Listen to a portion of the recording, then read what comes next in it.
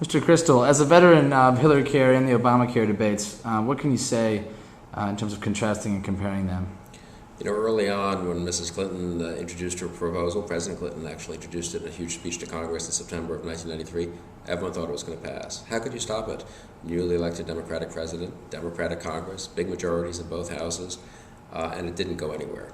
And even though Obamacare, obviously they introduced earlier, and it has gotten at least committee markups, I think it also can fail. It's unpopular, and that's the bottom line. You know, the president has had months to sell this, and he hasn't.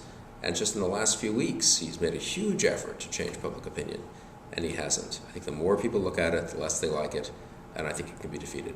And speaking of public opinion, the Washington Post has a poll out today that seems to indicate that support is rising for a public option. Are you concerned about this? What do you think about that poll?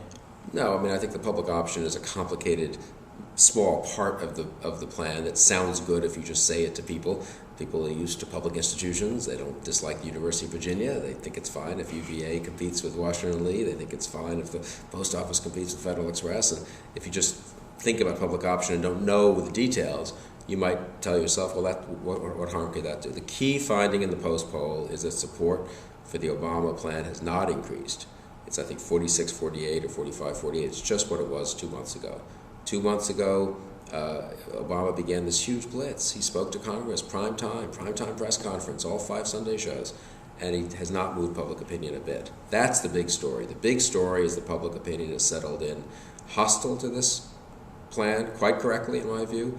The public wants a bunch of small reforms. They do not want a 1,500-page bill that no one trusts that the Congress knows what it's doing, and that will raise taxes and raise premiums and cut Medicare and make health care worse. The public is opposed to the Obama plan, and I think that's what the latest poll shows, and that's why I think ultimately this is not going to pass. I know everyone thinks as a Democratic president, a Democratic Congress, and how can you really stop it at the end? I don't buy it. If this thing gets to the floor of the Senate, I think there are amendments to this bill that could pass that will basically end up making the bill unsustainable. Senator Reid, I think, will have to pull it down, and then next year, the Senate can pass a whole bunch of smaller reforms, which there would be quite a lot of bipartisan support for. Mr. Kristol, thanks for your time. My pleasure.